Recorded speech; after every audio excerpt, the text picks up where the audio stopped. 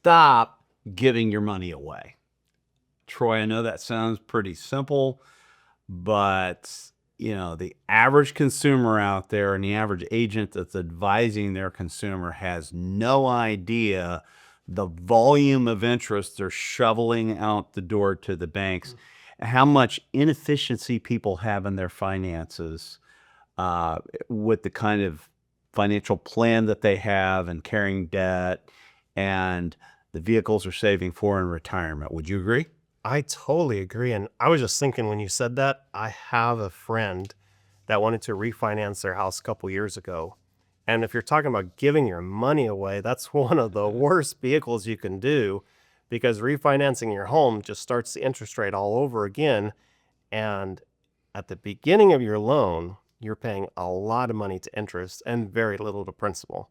Absolutely. And let's just put that in perspective real quick. Okay. So it wasn't too long ago where most people could go out and qualify to get a 30-year mortgage at 3% interest rate. Okay.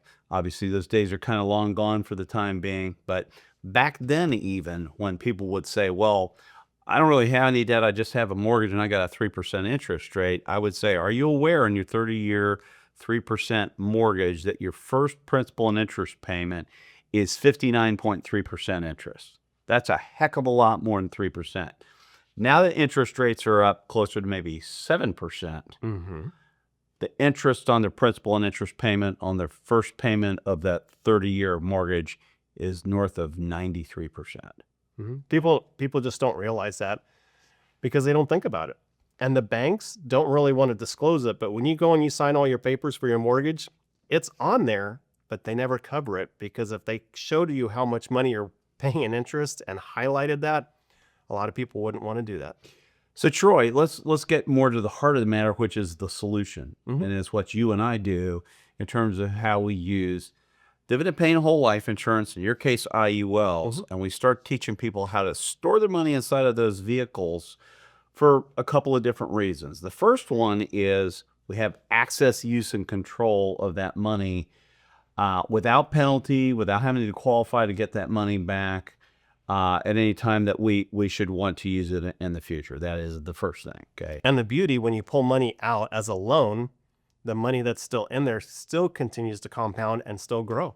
Which is a key element of what we're talking about, not giving your money away. When we first put our money inside of our life insurance policy, it begins to earn compound interest that when we borrow against that policy, it's still earning that interest as though we never took it out. So we're giving every dollar 2 jobs, not 1. So that is way better than just giving our money away directly to our debts or whatever else that it is that we want to buy. It's also called leverage.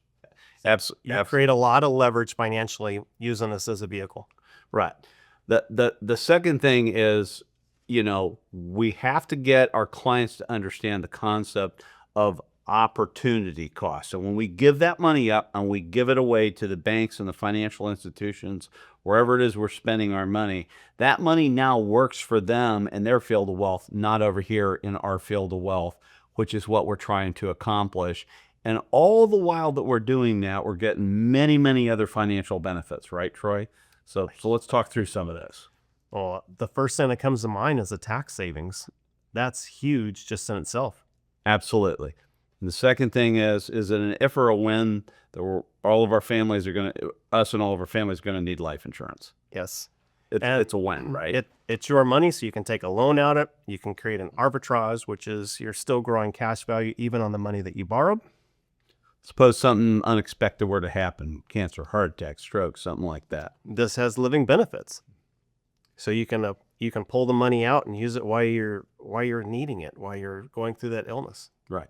So again, quit giving your money away. Quit letting other people use your money for their benefit. Pay yourself first and get your money working for you, and then go out and buy all the things that you were going to buy anyway with that money. You'll be much further ahead financially. Reach out to Troy now if you want to learn more. We look forward to talking to you soon. Thanks.